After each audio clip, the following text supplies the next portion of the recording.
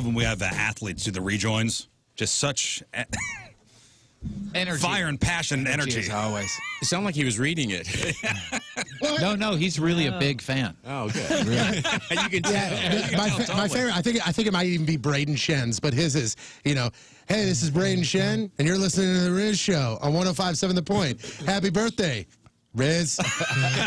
Clearly, there's like a 30-second pause there in the end. Yeah. That's fine. Tim Meadows is here. Right on. I'm back. See Tim at Helium Comedy Club tonight and tomorrow, 7:30 and 10 o'clock. So, I mean, not every guest gets offered meat sticks. That's right. No, I appreciate it. So, Tony comes in the studio holding like 15 boxes full of Lucky Lola's meat sticks. Yeah, so my good buddy who runs Lucky Lola's said that this is one of their new products that they're doing. There's the sweet jalapeno heat meat sticks. So I felt like it was the only right thing to do was to offer them to if you're handing them Mr. Meadows. If you're handing them out to everybody and you don't give one to our guest, I thought it'd be very rude. Why are you looking at me? I offered it to him right away. Yeah, I took it at first and then I read it and I said no. On second thought, I won't. That's insulting. No, it's not because of the product. I'm a vegetarian. He lied quietly. Are you a vegetarian? He's just off jerky. No. Yes, he is for now. Yeah, exactly. I'm off jerky. Yeah. Or, I don't eat meat sticks. Yes. I'll let you one. Actually, you know what? Meat sticks is not a... It's not an appetizing word. Yeah, they should think of another... But I mean, Just I think purposes. listen, I think the people that the target demo for meat sticks don't care that it's called meat sticks. Yeah, and I would also say Lucky Lola, the character, probably meat stick is probably fitting for the Loki. I mean, it's all very sexy. Oh, they are sexy meat sticks, and these are. This is a great company, by the way. Thank you for the meat sticks. I'll take Tim's. Okay, perfect. If he doesn't want them, I don't. Okay, I'll take them. Let's not make any mystery here. More meat sticks for me, which is fine, dude. You are, just looking at your list of things you're in on IMDb. You are working all the time. Yeah, I work a lot. Do you ever take a vacation? I usually take August off. Like I try to take the whole month off because I'm in Chicago a lot. I live there, so Lollapalooza. I go do that with my kids usually. I'm thinking of going this year. You want to meet up? Yeah. Some meat sticks? Are you seriously going? Don't bring up meat sticks. Come on, Metallica and Green Day are playing. Yeah, and Green Day, I saw them a long time ago at Lollapalooza with my kids when they were young. So I want to go and see them again. Well, Tim's got a you have a Sub Pop hat on. Yeah. I mean, Sub Pop is the label that signed Nirvana. I mean, yeah, Seattle right. through and through. Yeah, you can get them at the airport in Seattle.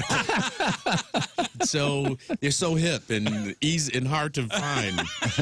You get out of gate 4 and it's right across from the gate. No, you're a rock music fan? Yeah, I'm a music fan. Music fan, period. Every genre? Yeah, every genre. I love everything. When you were on SNL, did you geek out at the music guests, or did you even have time to watch anybody? No, I would watch. It was like a thing you don't want to. If it's somebody I liked, especially, or somebody that I knew was big, but I was not a big fan of, I would still go watch just to see what the big deal was about. Like Bruce Springsteen was. I knew of him and had heard his music, but I was not like a guy who went to his concerts and stuff. And me and Chris Rock, to drop a name, we were watching him rehearse on Thursday during that week, and they do the song probably for sound check and lighting and everything probably 3 or 4 times. Bruce Springsteen did the song 4 times at 100%. Like to an empty studio. To an empty studio of just people sitting, like stagehands sweeping and stuff. Every time he did the songs, he did it at 100%. And then we were watching him, and Chris Rock leans over and he goes, "I get it now." Yeah. The dude works. He was just he was amazing to watch. So that sticks out. I mean, you were on SNL for 10 years. Who are the bands that stick out to you? Spice Girls. For good or bad reasons? For good and bad reasons. For the good reason was like, oh, we get to see the spectacle that everybody's talking about. Yeah. And then the bad reason was the deal with about jigga jigga jigga jump, whatever the song was. Give me what you want, what you really, really want. I was just like, I hate the song. I hate that song. Yeah.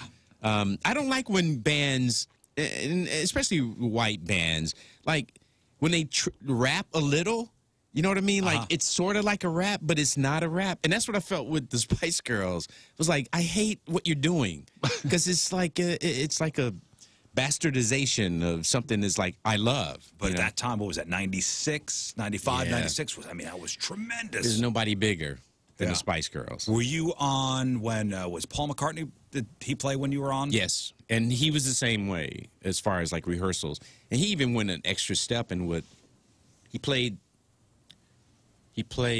like whatever song he was going to do that night, and then he played Hey Jude, like just for the people sitting around watching. Wow. Yeah, dang. He was amazing. I think, you know, I heard Mike Myers on Dana Carvey and David Spade's podcast, Fly on the Wall, which I love, and which you were on, which I loved your episode. It dropped a couple weeks ago.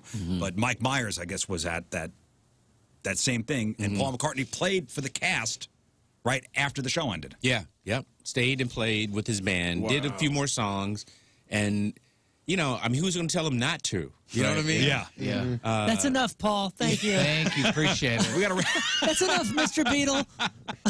There's a story at SNL, like a famous story that George Harrison was at the offices, like on a Thursday night when a Tuesday night, everybody's writing and you're sort of in your offices, and he was with Hal Wilner, the late great Hal Wilner, I believe it was.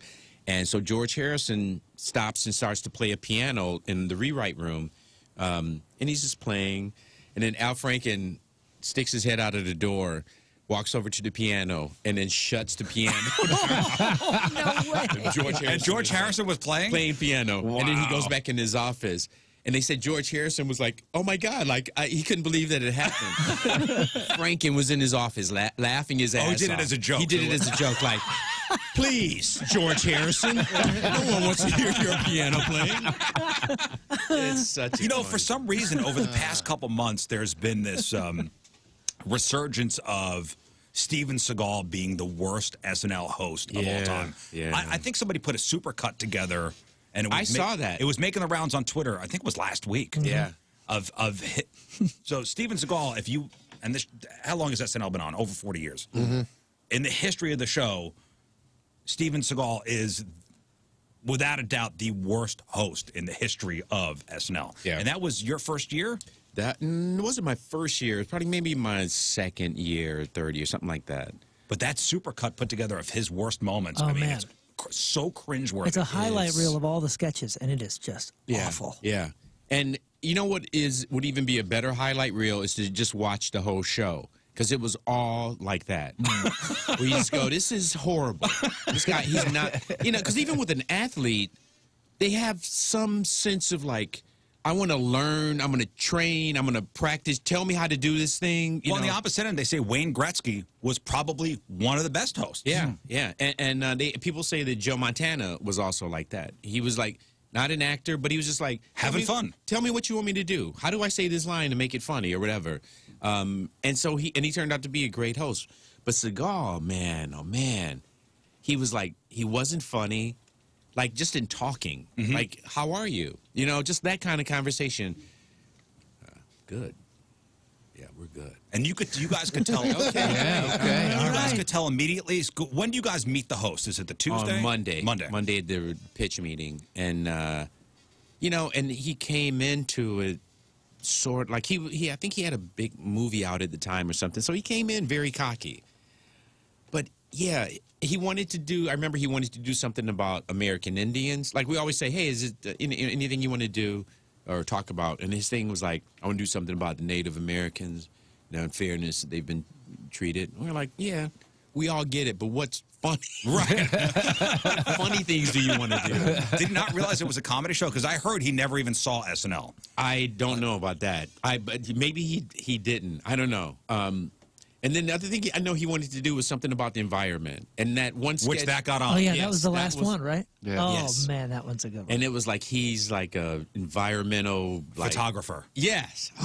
He's an environmental photographer. That's why he's throwing people through the walls? Yes. And he not knows even cast karate. members. They hired Like stunt people. Yeah. Because Phil Hartman was in the sketch, and Kevin Nealon were like the Exxon executives. And here, you know what? that's And here's another right. thing too about his hosting. I get it when the hosts aren't used to the staging and doing a live thing, and there's cue cards. But dude was like, if I was talking to you, his cue card would be over here, and he'd just be looking over here. Yeah. Like he didn't even try, man. He didn't even try. I saw him. I think it was on that show too, where he, like, you're talking about cue cards. Yeah. Like, he would be doing the scene, and because they have cue cards on both sides, so that you can turn and look at both sides, you know. And so he was in the scene, and he goes like, "Listen, Johnny, you're in trouble, and I'm gonna talk to your mother about this." Just Turn to look at the other, and it's like, no, the dude you're talking to is still over here. It was, yeah. Oh, yeah. Like we he got to never repost that. acted It was before. terrible. Yeah, that last scene, the very last thing he does is he throws 13 people through walls, and he goes, "And that's what happens when you pollute the planet." Yeah. And then the audience goes, Nobody knew when to clap. Yeah. Where was the punchline? No one knew what to do. Nobody knew what to do. Yeah. And it's a comedy show. Hit the Did he applause not- sign. Did he not pitch something where somebody gets raped and then raped again by the doctor? I don't remember Look that up. I don't remember that. I don't know if I want to. Yeah, really. But the other, like, inside story was that there was an extra there, this woman that was into him, and she was determined to, like, hook up with him. And she told everybody she loved him, she was going to hook up with him. And, you know, I don't know what happened. I don't know what happened. But mission accomplished? Something got accomplished. Says here that the infamous story about Steven Seagal is how he pitched a sketch where he was a therapist to a rape victim, and he kept trying to hit on her while she was telling her story. Apparently, he was really pushy about the idea and thought it was hysterical and could not grasp the fact that this was probably inappropriate. No, listen, so, you know, I'm a rape counselor, and, you know, rape people. I try to hit on them. Even though you've been raped, doesn't mean you're not cute anymore. Can you imagine? They say like the big in deal. any way funny. They say that the big deal about the whole thing wasn't the fact that he pushed that skit. Like, there have been controversial skits that people have pushed. It was that he could not grasp the concept that people were saying, Steven, this is not good. Yeah. Like, this is not okay to do this. And he was like, I think I really should try it. Yeah. No. I don't know the how you answer get is no. so disconnected. And the like cold that. open was Hans and Franz. And he wanted to beat up Hans and Franz. Yeah. So what does one do when you're a performer and you're a writer and this happens, and by Monday afternoon you realize this is going to be a rough week? You just get through it, basically. You know, you try to make the stuff as good as you can. You know, Lauren is smart, man. Lauren is a smart dude. It's like, because he doesn't want to offend the host, because he really believes, like, they're our guests. We should be, we serve them while they're here. Like we offered you meat sticks. Yes, like that. Comedy meat Comedy sticks. meat sticks. But that's his thing is, like, you know, we work for them this week, and so you just get through it. You just admit these are going to blow, you know, and suck. But We're mostly going to get blow. through this. And yeah, but we're going to get through it. And then next week we have Tom Hanks. You know what I mean? So that's basically what you do. Were you there when I guess Steve Forbes was the host and Rage Against the Machine played? Oh man, I was there, but unfortunately I had to leave because my father was sick. Oh, really? Yeah, and I had written a really funny sketch for Steve Forbes too, where I met him in the hallway and I was like looking around and go, Steve, look, I'm doing pretty well here at SNL, but I could use like $2 million. Like, seriously, can you just give me $2 million? And he was like, I don't know. And I go like, yeah, how much are you worth? What, you a billionaire or something? Just give me a couple mil. We don't have to mention this to anybody, you know? And he loved it. He thought it was really funny. And then I had to leave and go to Detroit because my dad was sick. And then he wrote me a letter later. Oh, wow. Steve That's Forbes, nice. yeah, it was really. Did he put in a He check didn't for have a $2 check million? in it. Well, that was so Steve Forbes, the host, Rage Against the Machine, was the musical guest. Yeah. They were told not to hang the flag upside down. They did it anyway, and were not invited back for a second song. Oh, that's right. One song yeah. and done. One song and done. And my question was going to be, if something like that happens during the show, I guess there are contingency plans. Yeah, I mean, I think there are, but most people, there hasn't been that many times where something like that happened when I was there, you know. I remember one time the Roots was backing up Busta Rhymes. And the whole week when they practiced, they just did the song as Busta Rhymes' song, you know. But the Roots also had an album out that week, too. And on the live show, they're doing the song with Busta Rhymes, and then all of a sudden, they went, whop, whoop, boom, boom, boom, boom, and they kick into a Roots song. Right in the middle of Busta Rhymes' song, Busta's just dancing. You know, Black Thought is doing his thing, and then they go right back to the Busta Rhymes song. And on the floor, you could see the people, you know, music department looking around and stuff, looking at their clocks because they're like, they just added another minute or something to the show, so now we got to cut stuff other places. Yeah. Oh wow! But man, it was so exciting to watch. Like, all of a sudden, they're doing a completely different song than they had done all week. And they didn't miss a beat. And whenever I see Questlove, I always go, man, that is one of my favorite moments. Pretty awesome. Because you got to have balls to do something like that. Yeah, no kidding. Because, you know, they do the dress rehearsal, and then, the dress rehearsal before the actual show, and they time everything out, cut sketches, so they know how much time the show's going to run. Yeah. And then they have backup plans of like, oh, we have a 10, 15-second video piece that we can show to, you know, that we just bank a couple of things. Right. To sort of make up for it. But there was, you know, the Pope picture being torn up, I was there for that. Oh, wow. Oh, that's right. That was huge controversy. Yeah. I mean, when you think about it now, like if that was to happen now, nobody would bat an eye. care. You know, it would be nothing. Yeah, David Spade in the if you've never heard before, Tim Meadows ripped a picture of the Pope. On SNL. I do it daily. Yeah. It was a different look you were rocking back David then. Spade actually talks about picking up a piece of the picture and has it. No way. That's funny. Well, he got it's a piece of history. Because Kenny Among, who's the producer on the show, knew that Spade had it and confronted him about it. I don't know if Spade went into the whole story in the podcast. Did. Yeah, okay. But yeah, Kenny, I guess, was like, you got to bring it back. You know, that's NBC's photo. So I don't know, does he still have it?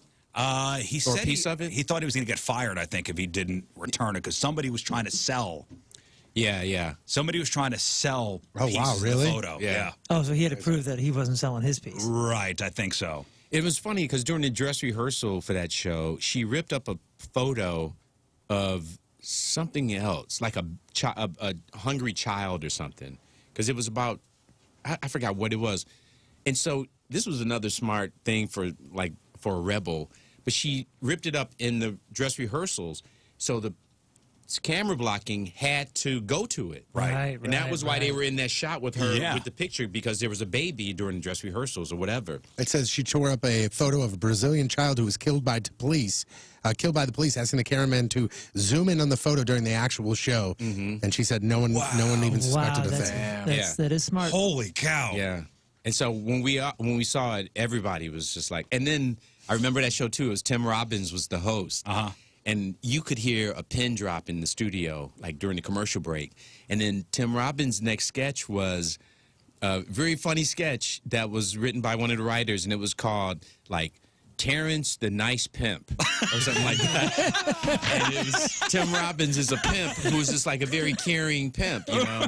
After the Pope's picture is torn up on live TV. And you talk about crickets and silence in an audience, like nobody, you couldn't get back into it after that. Okay, so when she did that, did you know, or did everybody know that that was going to become such that was a huge deal? Yeah, I don't think because I didn't know it was going to be a huge deal. I thought it would be, you know, it was a cultural newsworthy. moment. It was huge. Yeah, it was huge. And I remember, and I was standing right next to them when this happened. She was hiding out in her dressing room after it happened, and we all go up for good nights to wave good nights. And Lauren Michaels was like, "You get her out here, get her on that stage for good nights." He was telling the people, you know, the people in the music department, she's not running away from this. Wow. So he you get it on my show, you're going to own this. Yeah, and so that's why you'll see her up there the good nights at the end of the show. Wow. Yeah. Did you ever take anything from the set? Do you have anything? Do you have a piece of I have the SNL? ladies' man hand chair.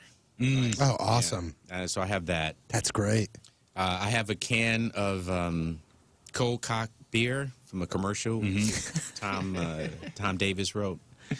It was cold cock cold cock malt liquor, and in the commercial, like you take a sip and then you get punched in the face. Yeah, I remember that. And it's so strong. But so I have some of that stuff. Yeah, I'm not sure if they keep tabs on everything.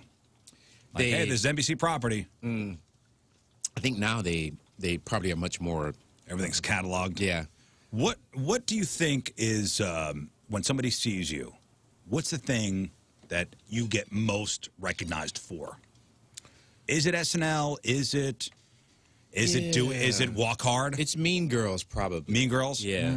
It's Mean Girls. And then Ladies Man probably after that. And now it's different because I've been on the Goldbergs for like 10 years. And so, like younger people and families and stuff sort of watch that show. We always quote Walk Hard in here. You're seeing Constantly. You don't want none of that. It's non-habit forming. Was that all? The entire thing, I'm just like, this is all I need. I just need Was that super all clips of scripted this. out, or was that like, all right, this is the bit, and all right, go. The bit was written like the bit of you don't want to do you don't want any part of this drug. Yeah. That whole run was written into the script. We improvised the weed run. Me and John C. And we thought about it because before we did it, we were like, okay, what's the things that people think about marijuana or drugs that aren't true? And so he started it, which was great. And he's going, I don't want to, get addicted to anything. And I'm like, no, it's not habit forming. It's not.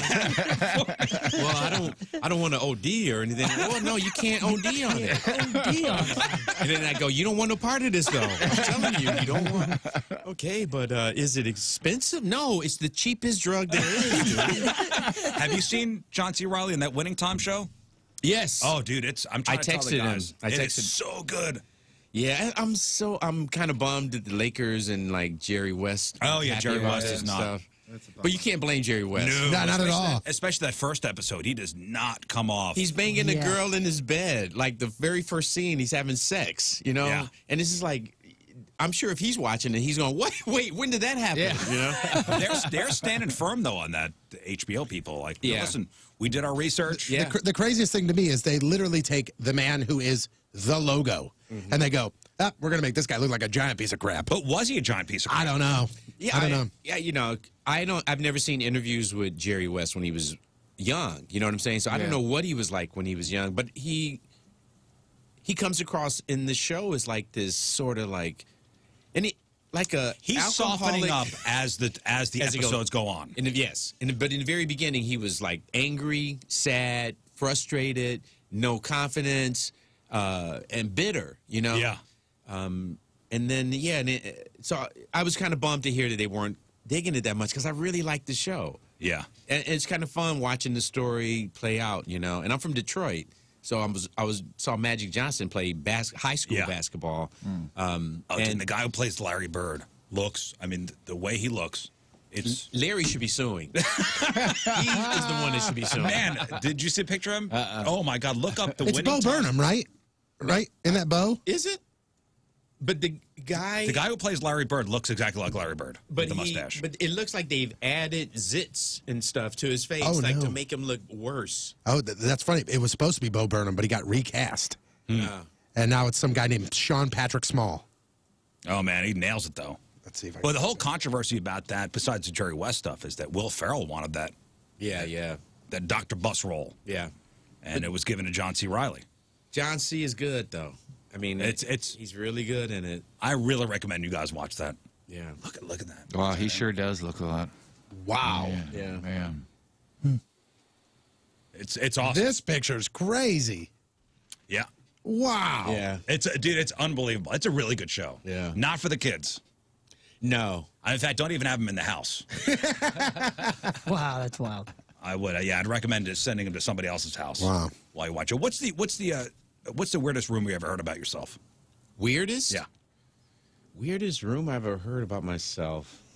I don't know. I haven't really. What have you heard? I haven't heard anything. I heard that you got a hate for meat sticks. I do. That's true. That's no rumor. That's fact. No, I don't know what rumor people. Nobody's ever come up to you and said, hey, I heard you used to date Elle McPherson. You go, what? Yeah, I wish that was true. Yeah, No. absolutely. Let's just start that rumor. Yeah, I don't You know. broke up with her, though. I guess I don't even know what rumor people will have. I mean, I've had some bad press for a minute, like so I don't even want to go into that stuff. But where it was about a relationship, and I'm sure you can Google it and find out.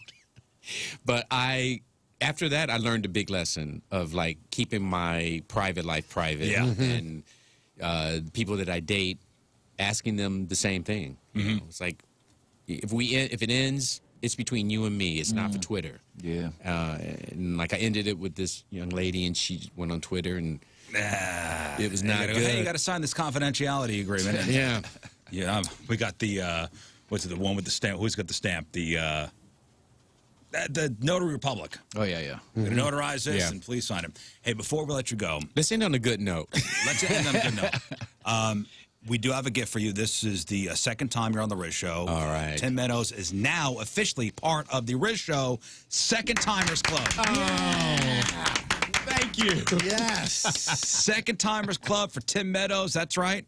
And I know you're looking at it. You're going, how the hell am I going to get this frame home? Yeah. You're not going to. You're going to Okay. keep the frame. We're taking it back. We get the frame. Okay, well, cool. We get the frame, but I get you the paper inside. You Yep. get the paper Sure it is. inside. And with that paper, you can fold it and put it in your pocket. Can I ball it up? Also? Yeah, if you'd like ball it to. up, I may ball Do it up. whatever you want. It's yours.